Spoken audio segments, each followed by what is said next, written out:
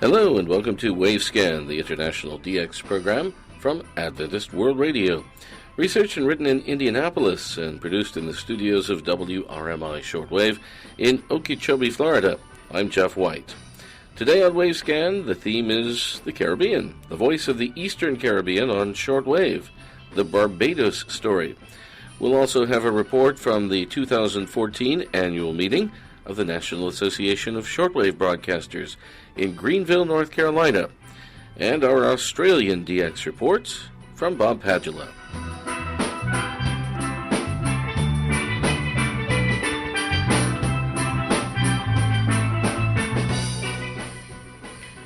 The island of Barbados is located on the eastern edge of the Caribbean and the western edge of the Atlantic, some 300 miles north of Venezuela in South America. Barbados is a small island, just 21 miles long and 14 miles wide, with a mostly undulating landscape, though there is one hilly area rising to a height of just 1,120 feet. The capital city of Barbados is Bridgetown, which is located on the west coast towards the bottom of the island. The total population of the island is around 1/3 residents. Barbados is a very popular tourist destination with many places of interest for the foreign visitor, including an underground cave system with internal waterfalls, 2 tropical forests for nature lovers, and crystal clear waters along the white and pink sand beaches. Or perhaps you can take an hour-long underwater cruise aboard the tourist submarine Atlantis and visit one of the many shipwrecks scattered around the edge of the island. The warm winter weather on tropical Barbados has a special appeal, making it a delightful vacation destination for those who live in the snow-covered northern areas of Europe and North America.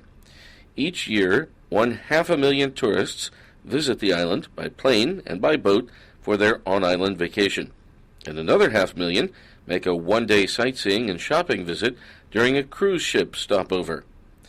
The earliest settlers on Barbados came over from mainland South America, anywhere up to 2,000 years ago. They called the island in their Arawak language Ichiruganaim, meaning the red island with teeth, that is, the surrounding reefs. It is said that the Spanish called the island Barbados, in reference to the fact that the islanders wore beards. However, a subsequent suggestion is that the name refers to the bearded fig tree that grows on the island. The island of Barbados was discovered by the Spanish, visited by the Portuguese, and in 1624 claimed by the British. The first settlers from England arrived on the ship Orange Blossom 3 years later in 1627. Barbados was granted independence within the British Commonwealth of Nations on November 30th, 1966. It was in 1912 that an Anglo-French company announced plans to establish a wireless station on Barbados, but soon afterwards they withdrew their offer. Then, during the following year, the Marconi Company in England announced their plans to establish a wireless station on the island, though likewise this project was never implemented. Thus it was that a group of local wireless enthusiasts took the matter in hand, and they constructed their own wireless station and installed it at St. Anne's Fort. The station was made up of a spark transmitter and a crystal receiver, and it adopted the internationally recognized call sign VPO. It is understood that V was a prefix for Barbados, and PO stood for Post Office, as in the system in use in England. With this primitive equipment, operators were able to communicate in Morse code with ships up to 100 miles out at sea. In the early 1920s, a new wireless station was installed adjacent to the Dover Beach cable station, and it was constructed by the American RCA Company, according to British Post Office specifications. This new communication station was inaugurated on December 1st, 1924, under the same original call sign VPO. Then, in 1943, a complete new radio communication station was constructed at Bearded Hall in the center of the island to the south. The electronic equipment for this new station in Barbados was assembled at the Marconi factory in England, and originally planned for installation in Singapore as a replacement for equipment that was lost when a ship was struck by enemy action in 1940. However, with the change in the fortunes of war in Asia, the new consignment of electronic equipment destined for Singapore was diverted to Barbados instead. The large new station at Bearded Hall on Barbados, together with its transmitter hall and several towers and sets of antennas, was inaugurated in the early part of the year 1944, still under the same call sign VPO. However, 5 years later, 1949, a new call sign was allocated for this Barbadian station, and VPO became ZNX. Then, at the time of independence in 1966, another call sign was allocated for this station, and ZNX became 8PO. During the following year, a mobile radio station was flown into Barbados for use as a news-gathering facility in any possible areas of nearby emergency.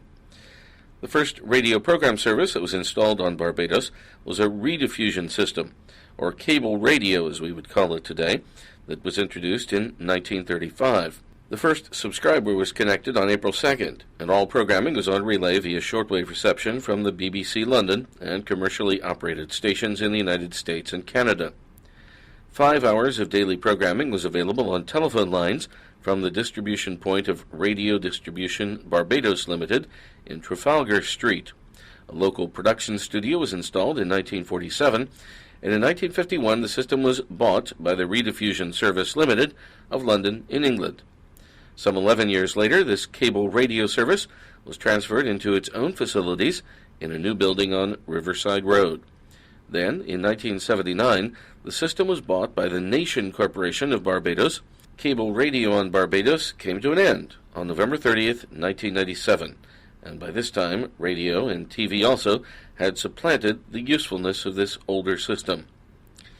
Medium-wave radio broadcasting was introduced into Barbados on December 15th, 1963, with the inauguration of the government-owned Radio Barbados, with 10 kilowatts on the split channel 785 kilohertz. The station announcement during this era stated, "This is Radio Barbados, the voice of the Eastern Caribbean, 785 on your radio dial." Sometimes, though, the channel was announced as 790. The transmitter and antenna tower were installed together with the cable and wireless communication station ZNX at Bearded Hall. Around 8 years after its inauguration, the radiating channel for this medium-wave station was changed from 785 to 900 kilohertz. A second medium-wave station began service in Barbados on May 1st, 1981, under the slogan, "The Voice of Barbados." This station, also at 10 kilowatts, took over the previous channel of the government station, 790 kilohertz, and it was operated by the previously mentioned cable radio system.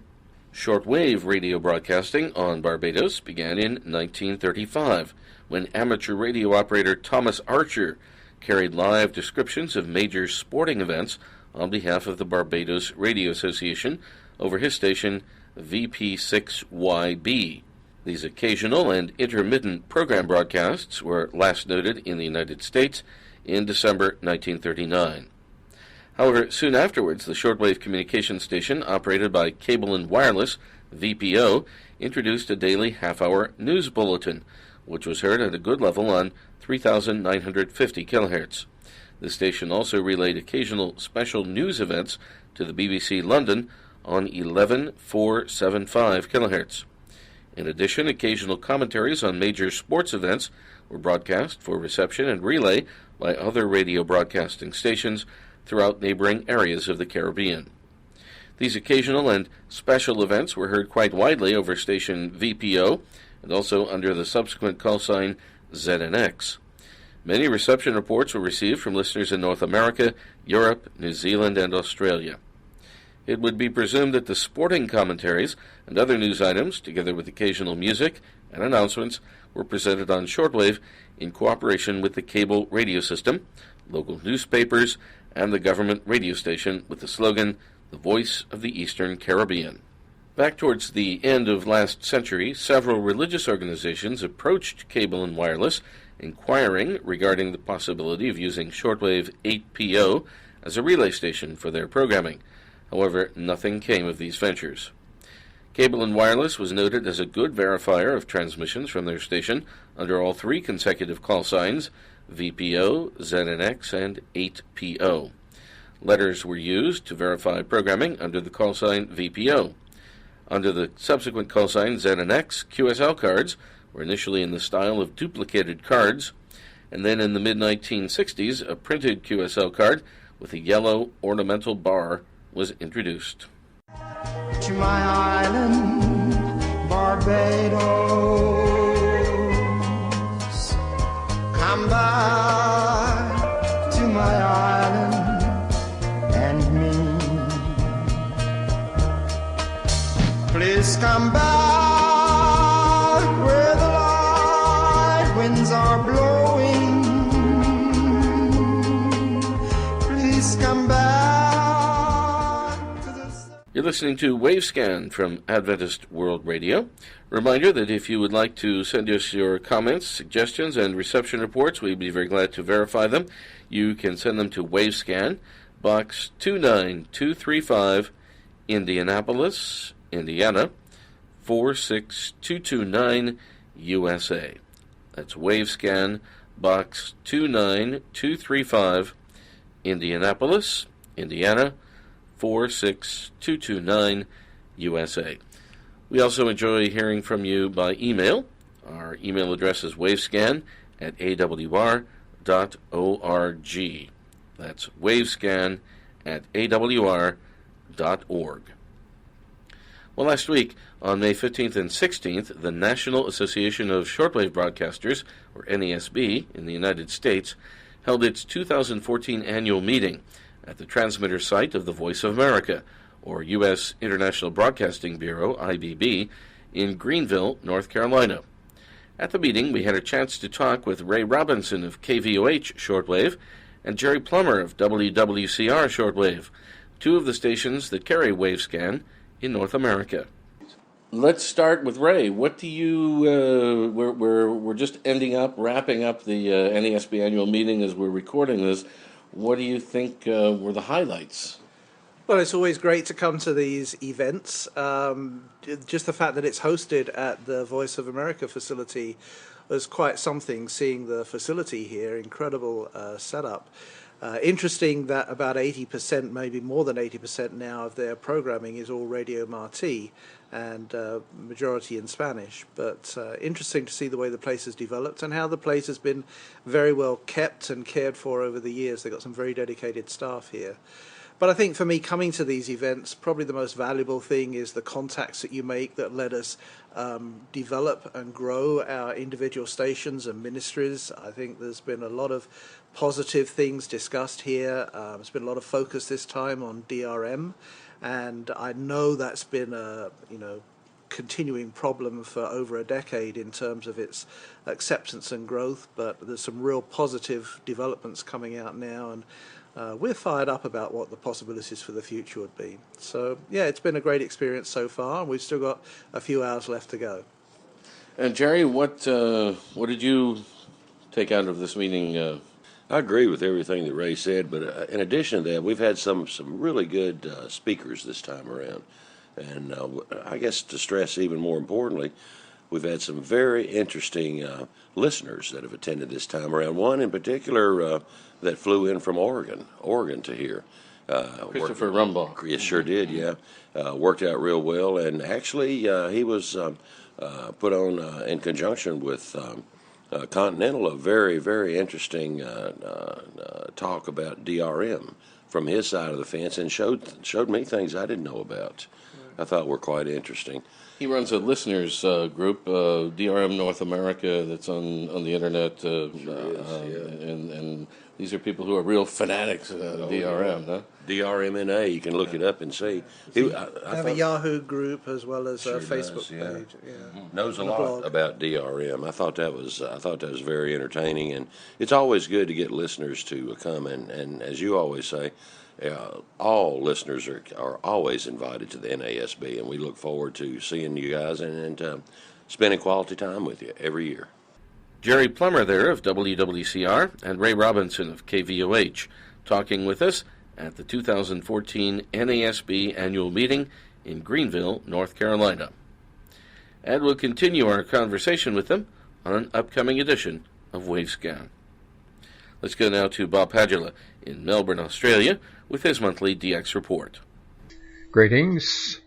to shortwave enthusiasts around the world. This is Bob Padula in Melbourne, Victoria, Australia, with another edition of the Australian DX Report. These magazines provide news of shortwave broadcasting stations, monitoring summaries, propagation news, and other information concerning world international broadcasting. As I like to remind you that full detailed QSLs are available for correct reports received for these episodes. The address will be given at the end of the program. And a note that all times, days and dates given in our episodes are in UTC, and we use the 24-hour time system.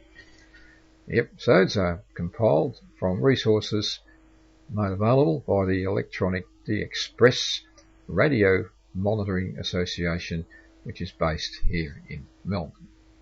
In Sydney, New South Wales here in Australia concerns the current level of solar activity.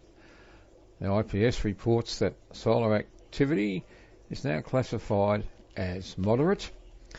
The 10.7 centimetre solar radio flux has increased to 146, that's 146, and the daily equivalent sunspot number has also increased to 100. And those figures are expected to increase slightly in the immediate future, so they're up from last week's indicators. It means that high frequency signals on darkness or semi-darkness paths on frequencies of up about 14 megahertz over long distances will become more reliable in the immediate future. So it's good news there with sunspot activity increasing a little bit, and we're currently at the peak of sunspot cycle 24, and we're at the plateau, and it's expected to stay that way for some months. So that's the solar activity report for this week. Now, we have some shortwave station news. First of all, Radio Tamazuj and Radio Debunga, they're broadcasting organisations leasing facilities over international broadcasters from various sites. First of all, Radio Tamazuj. That's actually spelled T-A-M-A-Z-U-J, Tamazuj. So 0400 to 0430 on 11650 in Sudanese and Arabic. That's actually from the Vatican Radio's relay station at Santa Maria di Galleria. And 0400 to 0430 on 15550 from Dubai in the UAE. And 15150, 1500 to 1530 from the Madagascar relay station, and another frequency from Santa Maria Galleria, 15550, 1500 to 1530. They're in Sudanese and Arabic. Now, some other station news. First of all, some information concerning broadcasts from the Babcock transmission provider in the UK, which owns and operates and manages various shortwave broadcasting facilities around the world. Some frequency changes first. 1300 to 1400, the new frequency is 17830 from Madagascar in Somali to East Africa. That's a BBC service. That replaces 17870.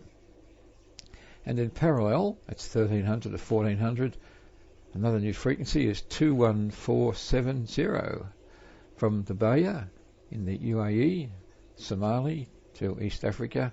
That replaces 21660 BBC, and both of those programs are on Saturdays only.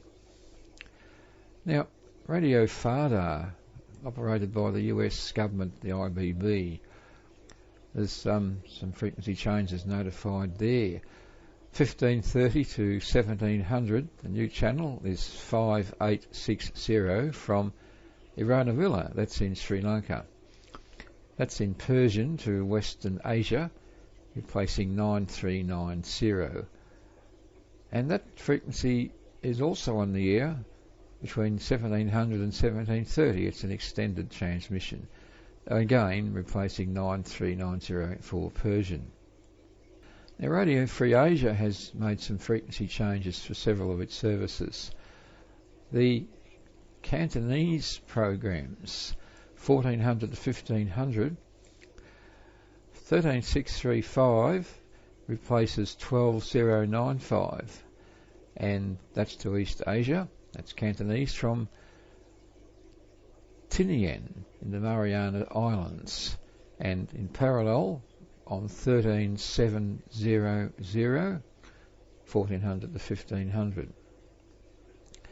And again from 1400 to 1500 on 13585 from Tinian, Saturdays only, and that again replaces 12095, and that's in parallel with 13595 from Tinian. So some frequency alterations there for Radio Free Asia.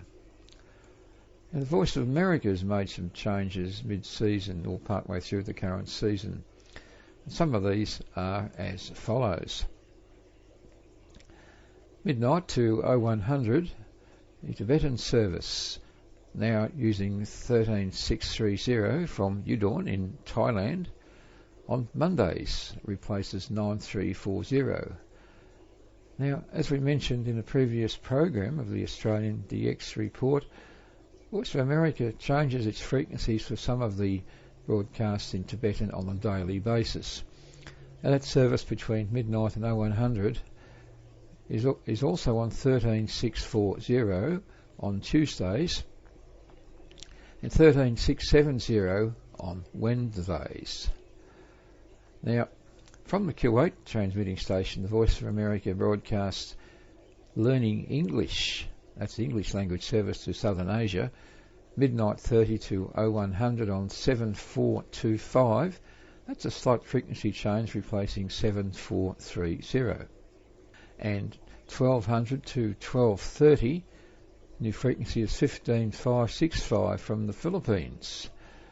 Burmese to Southeast Asia, of course, replacing 15555. And 1200 to 1500 from the Philippines on 7460. Korean to East Asia, replacing 7225. Now, another broadcasting frequency change is new time and frequency alterations for the broadcasting organisation known as North Korea Reform Radio. It uses relay facilities in Tashkent in Uzbekistan and is currently scheduled 1430 to 1530 on the new channel of 9300 in Korean. That replaces 9380. It's also a time change. Previously it was on the air between 1500 and 1600. Now some other new frequencies for the Voice of America. Some of the morning services from the Voice of America, they include 9340, which is the Tibetan service between midnight and 0100 from Udon in Thailand. That's on Thursdays, and other days it continues on 9340. So that program was originally on the air daily on one frequency, so they've altered some frequencies and scheduling around there. Now 1500 to 1530, new frequency for the Voice of America from Kuwait is 11810 in Uzbek to Central Asia, replacing 9580, and in parallel also from Kuwait on 17600, replacing 15100. And from 1630 to 1700, a new frequency for the Voice of America is 11995 from Nauen in Germany, broadcasting in Sudanese and English on Mondays to Fridays, and that frequency replaces 11620. So many frequency changes for the Voice of America, and no doubt there'll be more changes as we move through this current transmission season to stations avoiding interference and to take effect of altered propagation conditions due to sunspot cycle variations. Propagation here in Melbourne recently during our sunrise period continues to be quite good on most bands. There are some items I noted recently between 2045 and 2100. That's 6:45 a.m. to 7 a.m. here in Melbourne in the 31 metre band. They are as follows: 9375 Radio Algeria via the Issoudun, France relay station in Arabic. 9390 Radio Thailand in English. 9425 the Korean Central Broadcasting Station, Pyongyang, in Korean.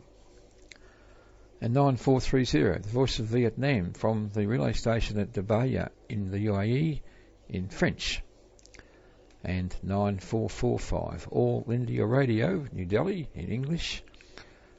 And 9460 Voice of Turkey in Turkish. An interesting channel is 9480, the Voice of the Islamic Republic of Iran, transmitting in Spanish. And 9525, station broadcasting from Biblis in Germany in Arabic is Radio Dardasha from 2030 till signing off at 2045. And that's all we have time for in our episode of the Australian DX Report, which came to you from Melbourne in Victoria, Australia. I'd just like to remind you that we offer full detail QSL cards showing Australian scenes and wildlife for correct reports received for these broadcasts. We also offer an email QSL service for reports sent via the internet or email. Full details about the QSL service are available at the Electronic DXpress homepage, which is simply edxp.org. So until our next program, this is Bob Padula in Melbourne in Victoria, Australia, wishing you all good listening. Thanks for being with us and good DX. See you soon.